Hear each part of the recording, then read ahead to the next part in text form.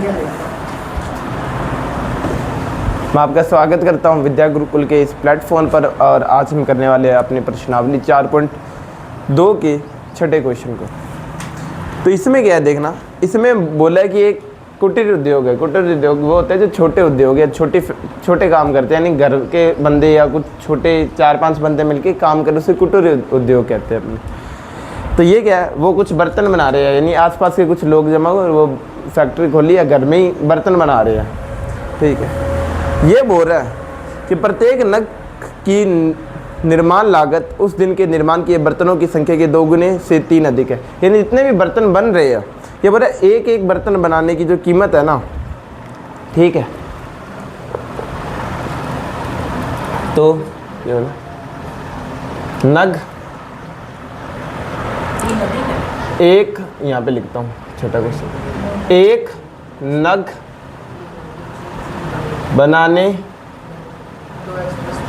की कीमत, ये इसने कितने बोली है, ये बोले कि एक नग यानी एक बर्तन का वो बनाने में कितना रुपए लग रहा है, ये बता रहा है। देखना, उससे पहले इसने क्या बोला है, देखना, एक नग बनाने की कीमत उस दिन निर्माण किए गए यानी जितने भी बर्तन बने थे उसकी संख्या के 2 गुने से 3 अधिक है। तो मान लो कि एक दिन में कितने बर्तन बन रहे हैं, ठीक है, बर्तनों की संख्या कितनी है, बर्तनों की संख्या वो तुमने मान ली कि बर्तनों की संख्या कितनी है, x है, यानी x बर्तन बन रहे हैं और एक बर्तन या एक नग बनाने की कीमत कितनी आ रही है।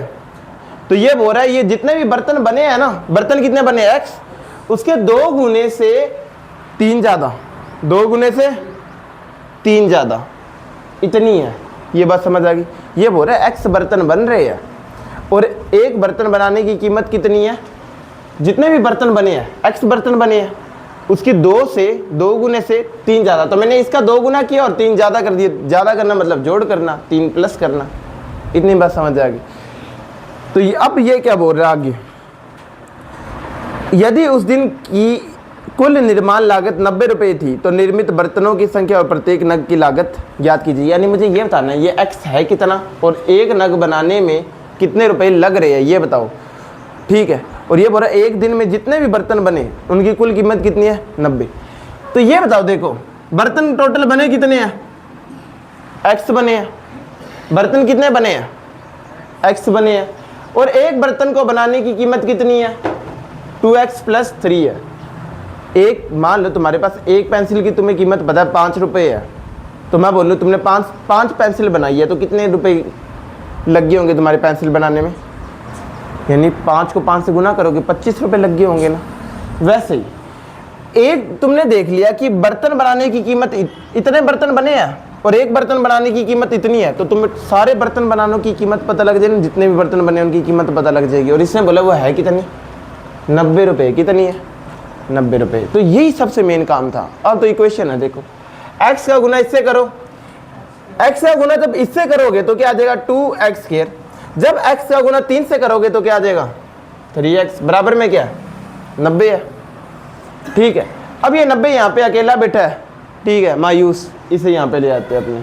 तो 2x² का 2x², 3x का 3x, ये है 90, यहाँ पे प्लस का, यहाँ आके माइनस का। अब तुम्हें दिमाग लगाना है कि x² के साथ में क्या है, 2 है, ठीक है, और अकेला कौन बैठा है, 90। इन दोनों का गुना कर दो, कितना आ जाएगा, माइनस का 180 आ जाएगा। तो कौन से ऐसे नंबर है जिनका गुना तो माइनस का 180 हो और जोड़ कितना हो, प्लस का 3 हो। ये करना है तुम्हें। अब बताओ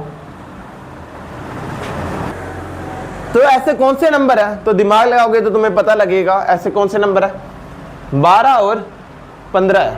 ठीक है, तुमने देखा 12 और 15 का गुना 180 आता है, लेकिन ये बोला माइनस के 180 आना चाहिए। और दो चीज़ों का गुना माइनस का कब आता है, दो चीज़ों का गुना माइनस का तब आता है जब दोनों में से कोई एक माइनस की रही हो, यानी नहीं तो 12 माइनस का, नहीं तो 15 माइनस का है। लेकिन इसने बोला दोनों का जोड़ +3 आना चाहिए, यानी बड़े वाली चीज़ जो होगी वो प्लस होनी चाहिए, क्योंकि प्लस का कोई चीज़, दो चीज़ों का जोड़ प्लस में कब आता है, जब बड़े वाली चीज़ प्लस होती है, यानी 15 प्लस का है, 12 माइनस का है।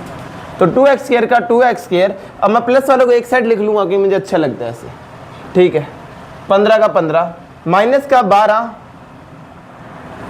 x माइनस का 90 बराबर 0, ये आ जाएगा।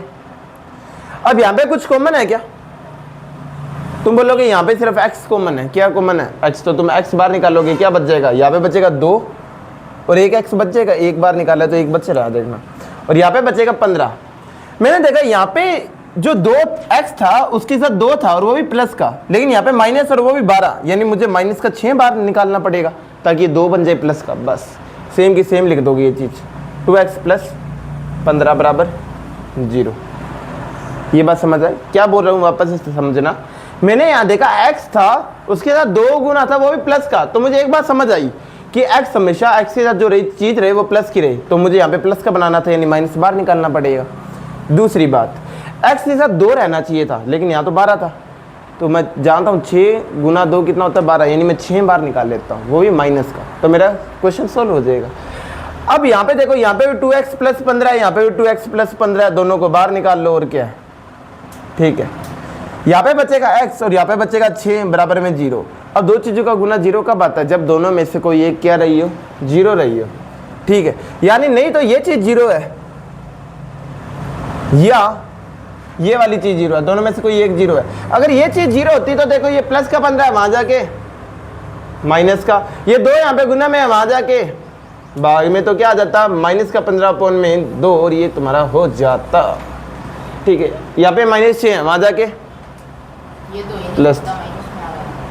तो अब तुमने एक दिमाग तो लगा लिया, क्या बर्तनों की संख्या माइनस में हो सकती है? क्या नहीं हो सकती है, माइनस में था तो ये कट गया। यानी एक दिन में कितने, ये बोल रहा है कितने बर्तन बन रहे हैं? 6 बर्तन बन रहे हैं। कितने बन रहे हैं? 6 बर्तन बन रहे हैं ना, ठीक है। और याद रखना, क्योंकि इसने बोला एक बर्तन बनाने की कीमत कितनी है, जितने भी बर्तन बन रहे हैं उसका 2 गुने में 3 प्लस कर दो, तो रख दो यहाँ पे x की जगह 6 और तो क्या है प्लस 3, 2 गुना 6 12 होता है, और 12 में 3 जोड़ा, यानी याद रखना एक दिन में कितने बर्तन बना रहे हैं? ये 6 बर्तन बना रहे हैं और कितने रुपए लग रहे हैं? 15 रुपए लग रहे हैं। बस इतनी सी बात। क्वेश्चन को समझना बहुत जरूरी है। यहाँ से देखो, अगर ये लाइनें लिख ली तो ये तो हो ही जानी है, ठीक है। तो यहाँ पे ध्यान देना कि बर्तन की संख्या है और एक बर्तन या एक बर्तनों का नग तो बहुत सारे बर्तनों का होता है खैर, लेकिन वैसे सौखी भाषा में समझाने की बोल रहा हूँ। यानी एक बर्तन बनाने की कीमत कितनी बोल दी इसने, ये अगर 2 बातें समझ आ गई तो क्वेश्चन कर सकते, वरना नहीं कर पाओगे।